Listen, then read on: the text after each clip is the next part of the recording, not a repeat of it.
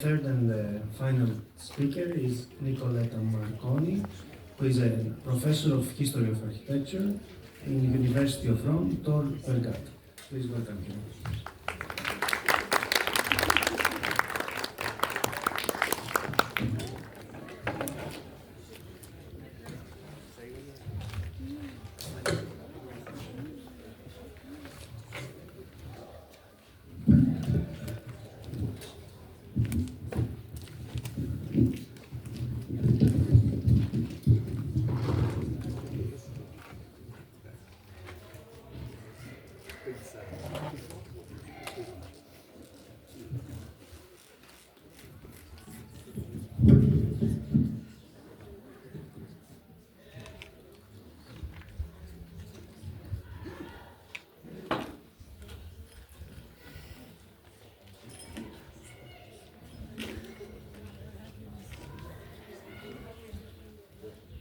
Good evening, everyone. I would like to extend my gratitude to the organizers for the invitation, and I also wish to express my thanks to my esteemed colleagues from Utah Valley University. And I am pleased to bring you greetings from the Director of the Department of Civil Engineer, Professor Renato Bacciocchi, and His Eminence, Cardinal Mauro Gambetti, President of the Fabbrica di San Pietro in the Vatican, and of the School of the Arts and Crafts of the same Fabbrica. I am honored to introduce the educational organization and objectives of the School of Arts and Crafts of the Fabbrica di San Pietro in the Vatican, which was established in 2022 and now is entering in its 50 years of activity.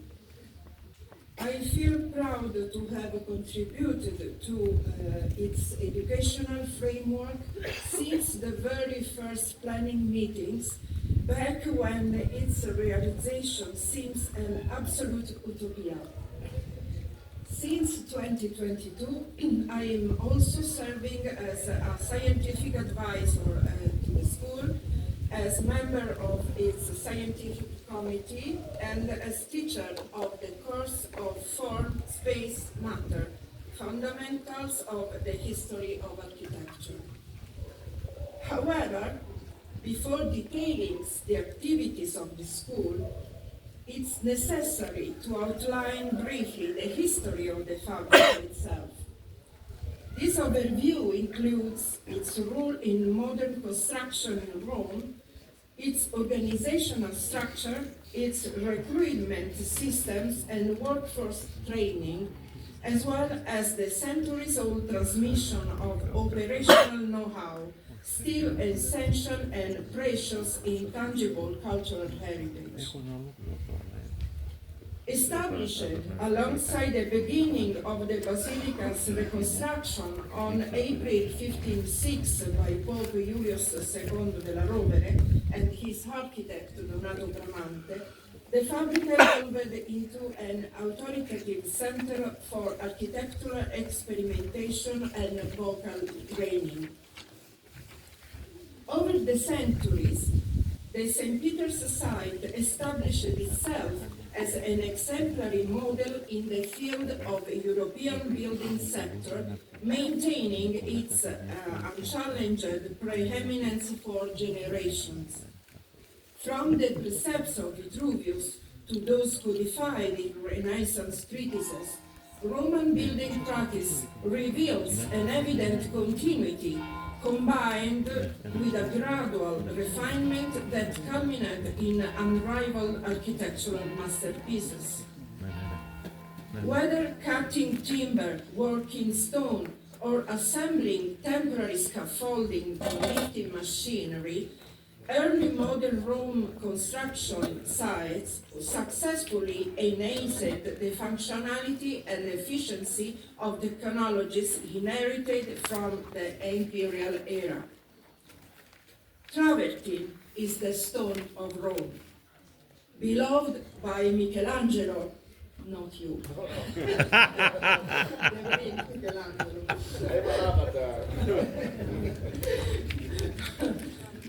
Who appreciated the iridescent shades of lights on its surfaces. Travertine was and still is extracted from the Tivoli's quarries, where the highest quality stones was used in St. Peter's. Other quarries were in Monterotondo, Fiano, and other areas of Lazio. These photographs, which I had the opportunity to take during the restoration of the St. Peter's colonnade, document the exceptional quality of the travertine and the precision of the craftsmanship.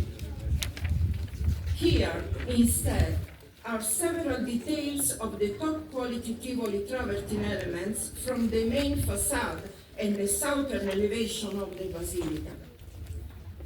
From antiquity throughout the modern era, building stone was transported from quarries to the city on carts on various shapes and sizes, utilizing transport methods that remained largely unchanged for centuries. The photograph taken in the early 1940s in the Carrara marble quarries display vehicles and the hauling techniques identical to those depicted in the 18th century engraving. In winter, as mud prevented the transit of heavy stone-laden carts, river transport was priority. Flat-bottomed boats descended the Amiene River from Tivoli, continuing along the Tiber to Rome's port to be unloaded. Marble, by contrast,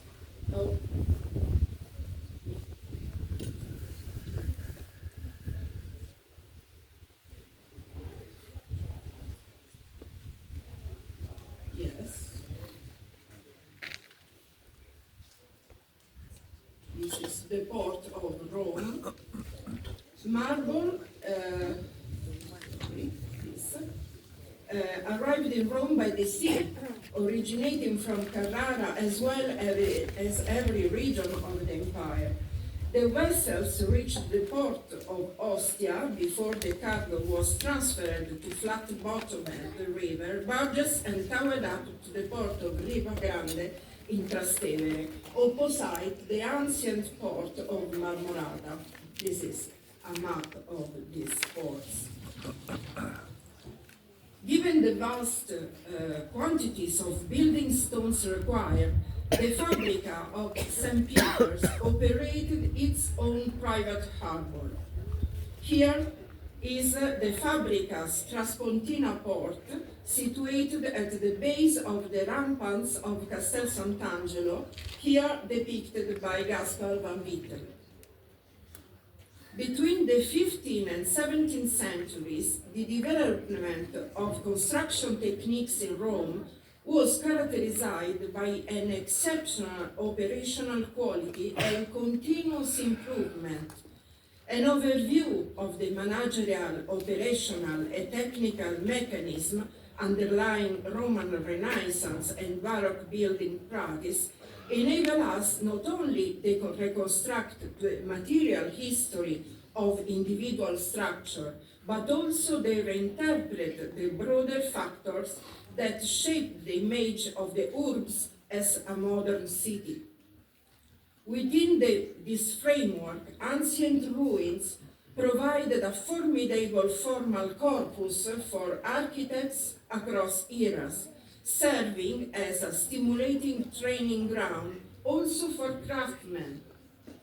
Tasked with utilizing materials and techniques inherited from antiquity, these builders introduced novel contributions to Roman building practice, gradually driving it toward perfection.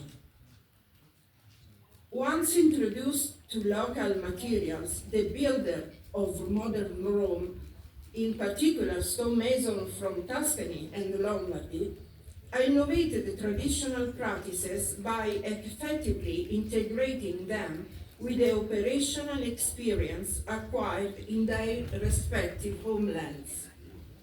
Consequently, building practice excelled in the optimization of construction phases and labor, and a steady technological advancement which was continuously refined through numerous successful experimental applications. This success was heavily indebted to the Fabbrica of St, where craftsmen from various cultural backgrounds worked under the guidance of skilled master builders, continuously refining their expertise. Even today, the workers known as San Pietrini, a name dating back to the 18th century, were highly trained craftsmen entrusted with an empirical and practical body of knowledge that, in a certain instance, surpassed the theoretical precept of the architectural treatises.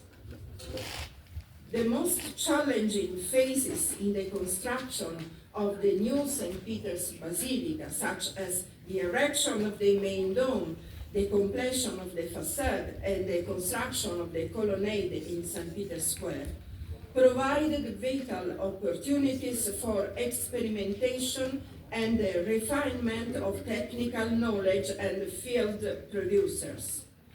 These construction practices proved fundamental to redefine labor organization, streamlining resource and material procurement, and advancing one-side machinery and equipment. The management of the Fabbrica exhibited a distinctive structure and its extraordinary nature required. At its apex stood the Pope, while administrative authority was entrusted by the General Congregation of the Fabbrica, which comprised 10 cardinals and various prelates. The technical hierarchy was led by the chief architect, Αρχιτεκτονικός, who was responsible for the overall design, structural planning, and artistic direction of the works. He was supported by the superintendent, soprastante, tasked with the direct management of the construction site, the enforcement of the timelines, and the oversight of project execution. Measurers and estimators were officials charged with assessing the quantity and quality of completed works, calculating building costs, and verifying quality of material. Supervision of workers, along with the management of storage and distribution of raw materials, tools, and machinery, was entrusted to the fattore, or storekeeper. The workforce was organized into companies of craftsmen and master builders, including bricklayers, stonemasons, and carpenters. This specialized group was uniquely entrusted with the practical maintenance, structural preservation, and complex engineering operation of the Basilica, utilizing an empirical body of knowledge that often supersedes theoretical frameworks.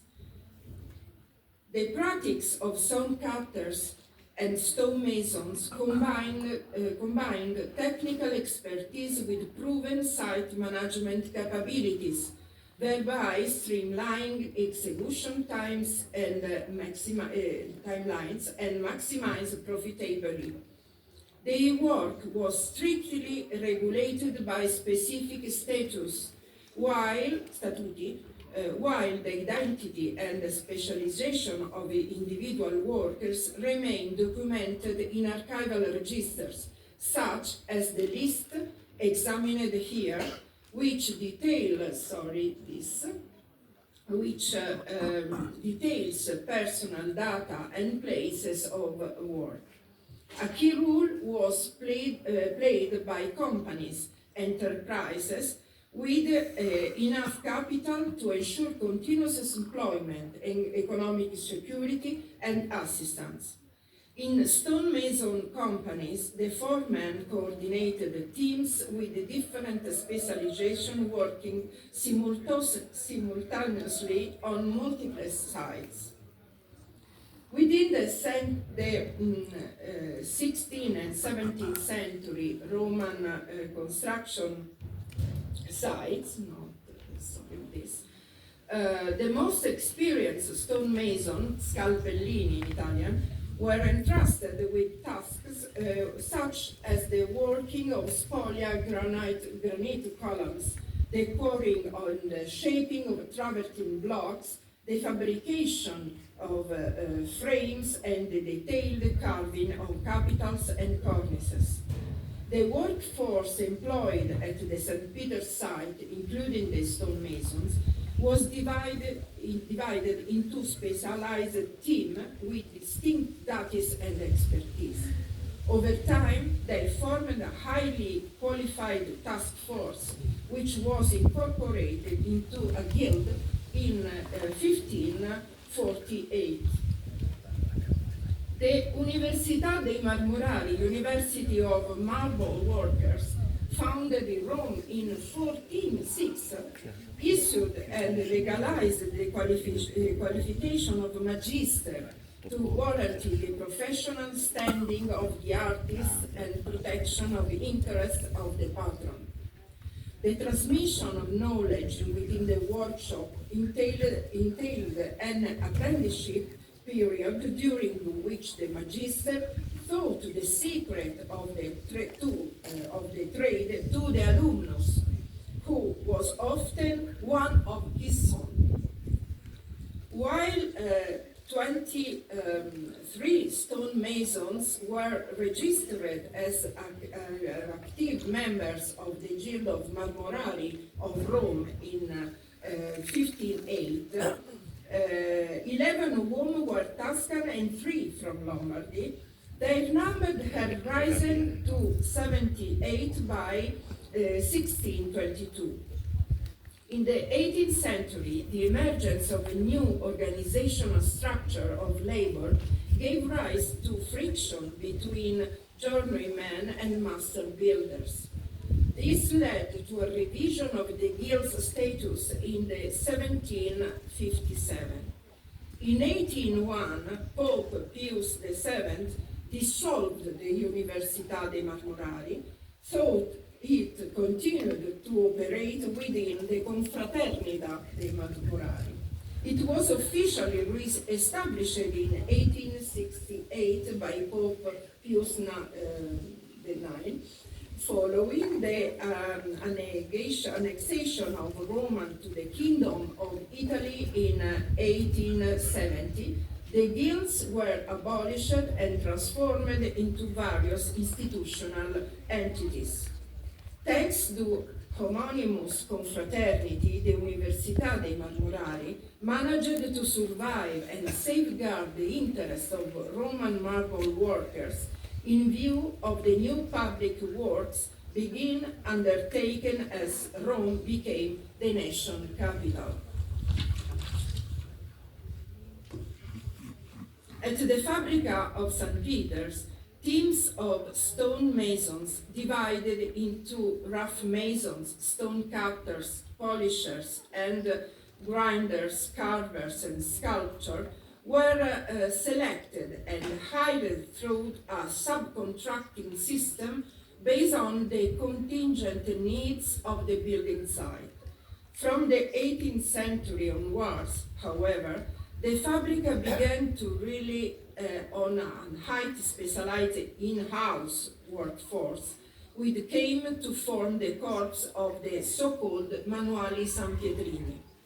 Among the documents held in the historical archive of the Fabbrica of St. Peter's, here the lista of the uomini scalpellini, the men stone cutters, dated July 1659, records the names and qualification of stone cutters employed both at St. Peter's and across other contemporary Roman building sites.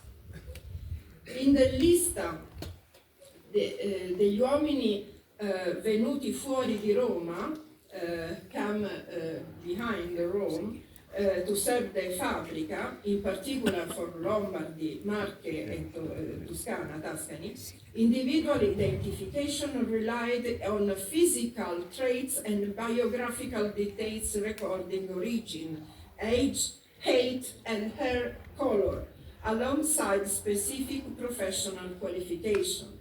Among them was Luca Berrettini, a master stonemason and expert carver, nephew of the architect Pietro da Cortona, identified as Luca Cortonese from Cortona, age 60, short stature, grey hair.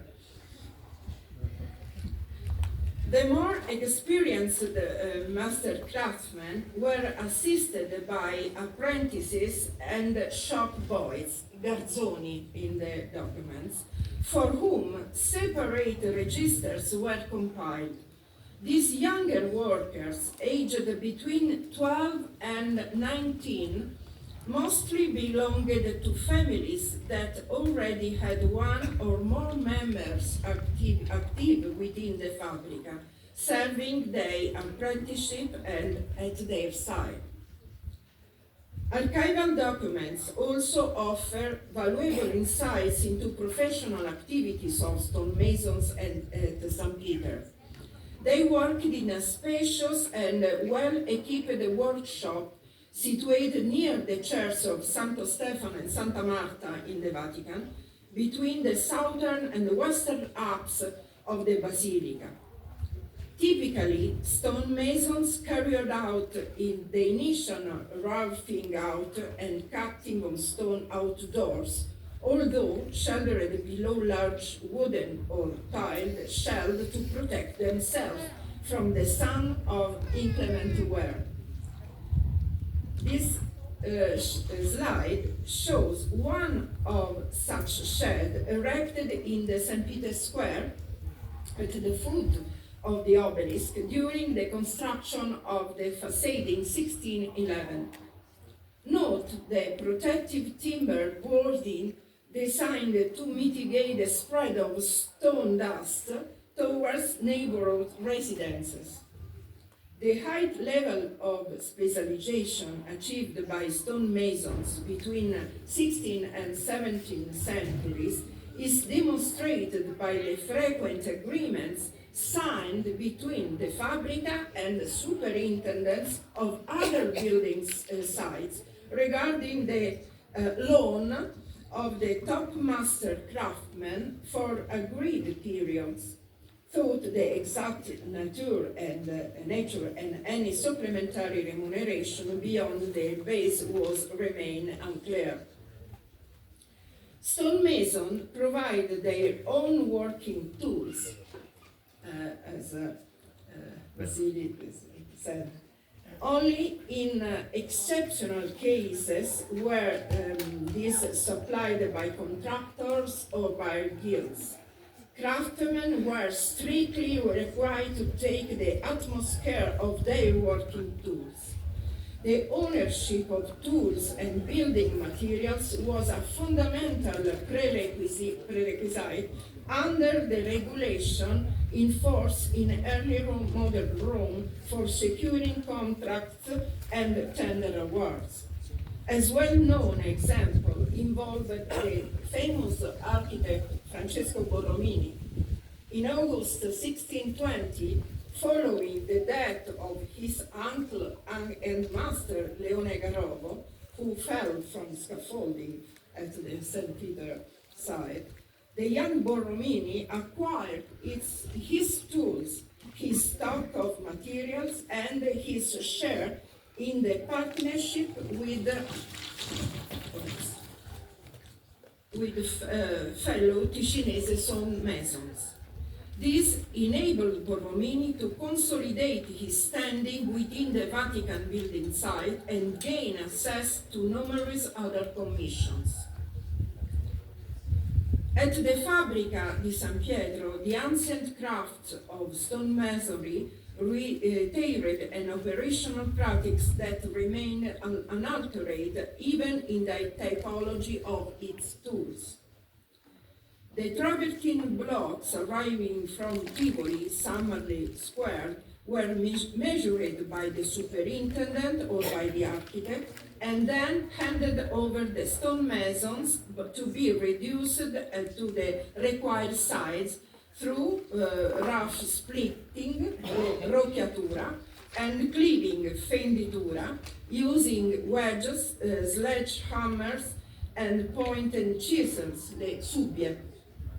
This process corresponded to what archival documents terms abbozzatura, roughing out, by which the ash layer is corresponded to is brought close to its final form. The squared blocks was then finished using straight-edged chisels, and the translation from Italian of this is very difficult, from subie, and applied in degrees in order of size and at an inclination of 30 to 45 degrees.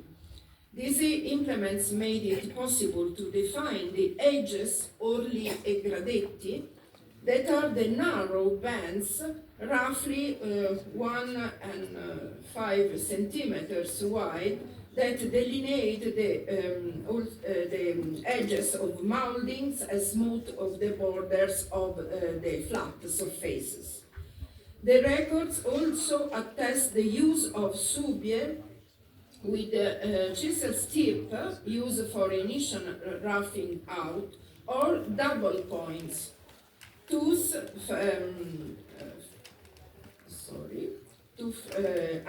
chisels, in Italian gradine, and rasps were differentiated points for smoothing, and sand and pumice for the final polishing. In most of the contracts signed by the stonemasons, primary clause determining the quality of the work specified that all stone be worked with every diligence, meaning surface finish with a bash hammer. The verification of moldings, on the other hand, was carried out using the modine, the template, an iron or wooden profile reproducing in negative and at full scale the cross-section of a cornice, surfaces, bases, and frames. Archival documents confirm the prolonged use of the Fabbrica's equipments, which continued at least until the end of 19th century. This extended longevity of the tools and practice underscores the persistence of a centuries-old, highly perfected and efficient practice, which only the later introduction of new industrial techniques would render obsolete.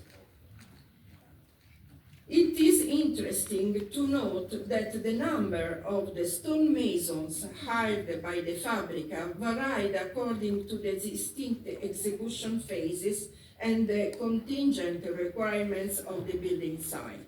For example, between January 1588 and April 1589, during the dome's construction under Giacomo della Porta's direction, completed in just 22 months, the number of hired stonemasons ranged from a maximum of 80 to a minimum of 52. These hiring procedures remained unchanged throughout the 17th century. Substantial employment numbers are documented during the construction of the nave under the design of in the direction of Carlo Maderno between 1610 and 1611, a phase in which the number of stonemasons exceeded 100, and or during this case, the construction of the colonnade of the Portici della Piazza di San Pietro, for which 57 stonemasons were active in November 1659, including 8 residing outside Rome. The precious body of practical knowledge developed by the Fabbrica of St. Peter over more than 2 centuries of activity began an inexorable decline in the second half of the 18th century as the application of the scientific methods to the building site challenged its empirical foundation. Yet, the maintenance needs of the St. Peter's Basilica continued to demand traditional skills, craftsmanship and manual expertise that scientific progress could not replace. For this reason, in 1794, at the behest of Pope Pius VI, the Fabbrica established a Scuola di Disegno, School of the Principle of Drawing, reserved for the sons of the poorest workers of St. Peter's and local artisans residing near the Vatican, aiming to initiate them into traditional building trades. In 1814, the School of Drawings was renamed the Studio Pubblico di Architettura Civile, Public Studio of Civil Architecture, and came under the administration of the Fabbrica to instruct aspiring Sanpietrini in architectural design and composition as well. However, the pupils were not interested in competition with architects, but rather in offering an alternative to them. Indeed, they asked to focus on the material and operational aspects of construction to enter the labor market with clearly defined rules and practical specialization. The two Napoleonic invasion of the Papal States, 1798 and 1808, disrupted Rome's social, political, and economic structure. Once the papal throne was reclaimed by a motu proprio dated 23 October 1817, Pius VII established the Scuola degli Ingegneri Pontifici, School of Papal Engineers, and reorganized the Studio Pubblico di Architettura Civile, introducing technical and execution-oriented subjects alongside geometry, practical mechanics, and ornamentation. The Fabbrica di San Pietro urgently had to undertake a rigorous labor reform and refine its instructional procedure for artisans and laborers. The restructuring of its school, named now Studio Pontificio delle Arti from 1817, involved architect as Giuseppe Valadier, who signed the regulation in 1822. This was a free school for young aspiring masons, carpenters, and stonemasons, which integrated theory and practice into a unified educational framework. The theoretical training of the students was entrusted to architects from the Accademia di San Luca, the paramount artistic institution of the era, today a national institution of enduring prestige. Students were taught drawing, geometry, mechanics, and ornamentation, while practical instruction took place within the Fabbrica itself, predominantly through maintenance and restoration works, and was led by the Sanpietrini craftsmen themselves. It was not, therefore, only a workshop school, scuola di bottega, but an integrated educational system combining theoretical study, observation, and execution. In this manner, the Fabbrica sought to stem the loss of the inalienable reservoir of experience accumulated over centuries of activity, and to reassert its role as the privileged interpreter and custodian of the Roman building tradition. The Studio Pontificio delle Arti, however, proved short-lived. 3 years after its founding, it underwent substantial modification, leading to its definitive closure in 1850. Practical execution had been permanently aligned with theoretical disciplines. The transformation of architecture and engineering from trades into profession was thus complete. The absence of that practical, intuitive knowledge that had enabled the construction and preservation of the basilica for several centuries, lost with the passing of the last older generation of San Pietrini, prompted the Fabbrica to reactivate an educational pathway capable of uniting speculative knowledge with practical execution.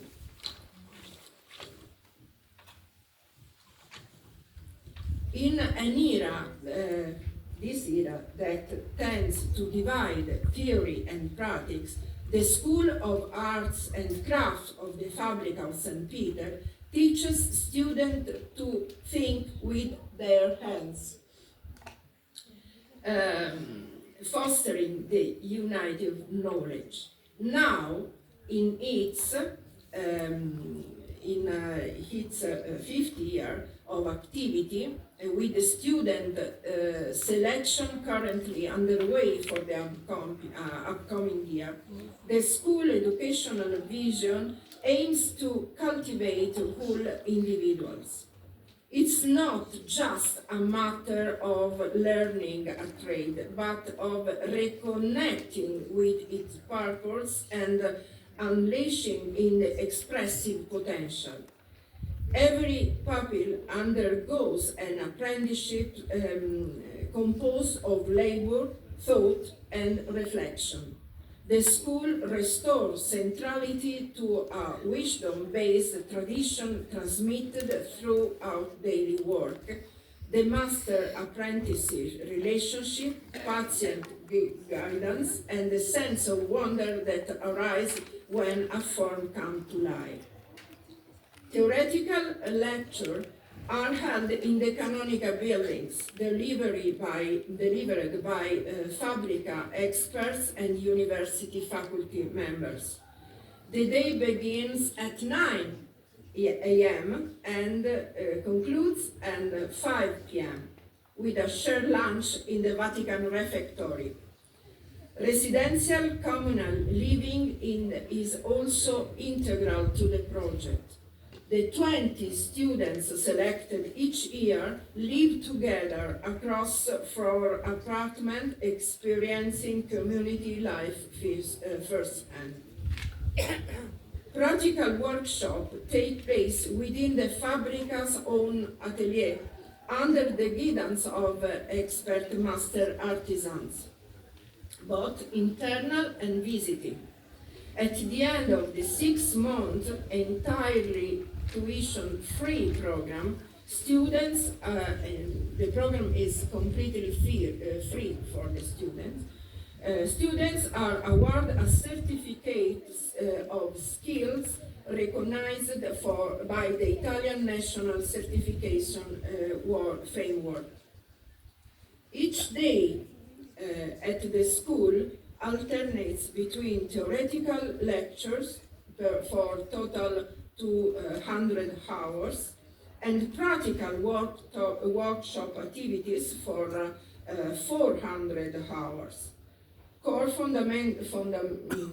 foundational training provide the necessary cultural and technical framework to underpin the specialized tracks, encompassing lecture dedicated to the history of the architecture, construction and artistic techniques, materials, and the history of the basilica.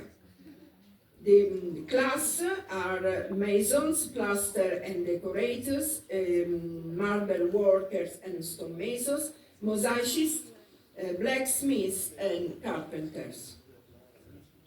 Here, the work of a carpentry student who, under my supervision, succeeded in reconstructing the scaffolding used in the 19th century for the restoration of the Basilica Great Vault, working from a single engraving, only from engraving. This extraordinary piece of work validates a series of hypotheses proposed by my own research, which were subsequently confirmed throughout virtual modeling and structural calculation.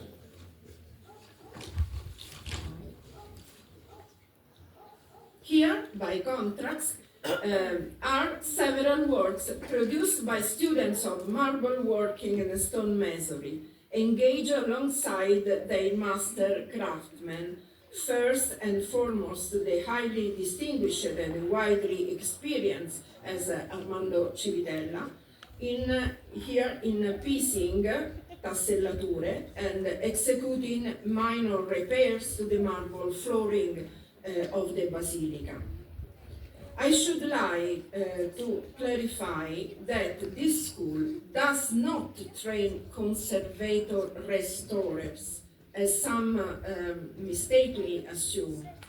The training of professional restorers is the mandate of the Vatican Museum and of the Istituto Centrale del Restauro, founded by Cesare Branchi, and an indisputed center of excellence recognized worldwide.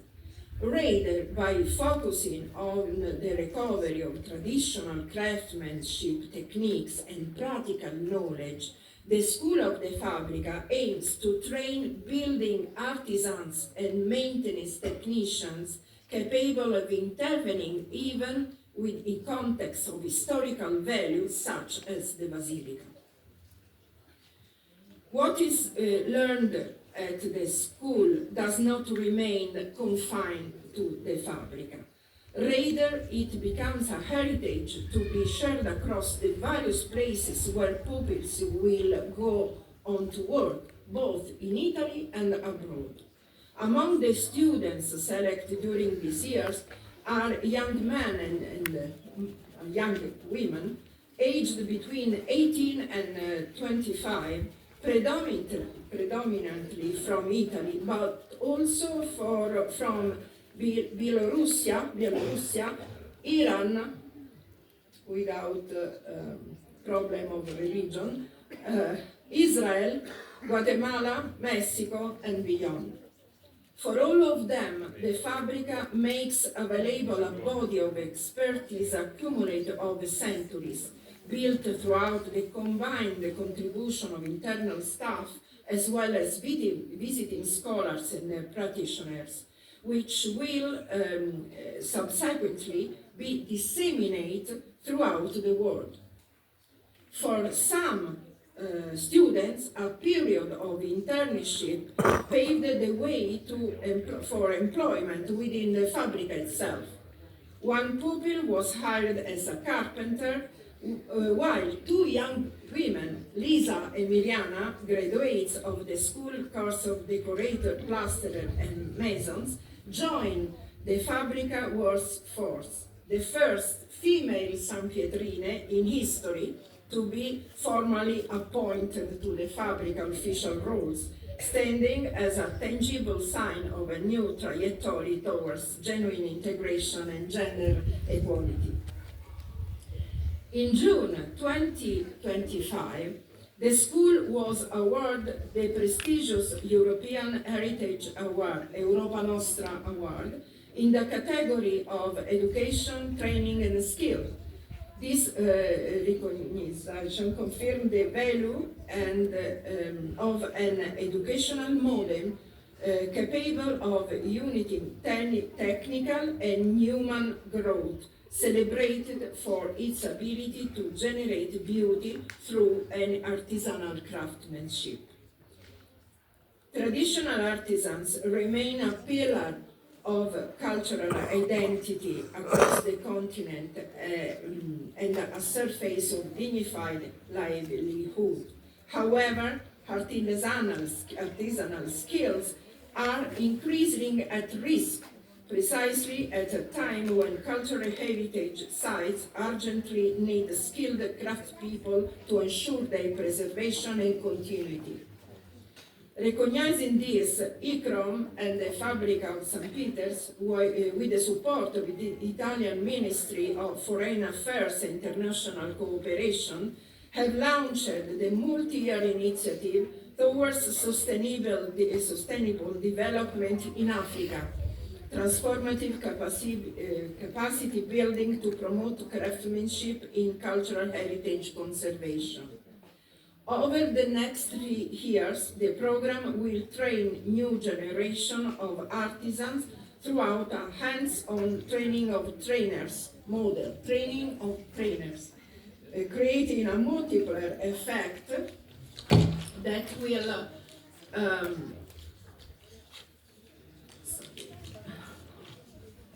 expand technical skills, improve employability, and generate sustainable economic opportunities for young people.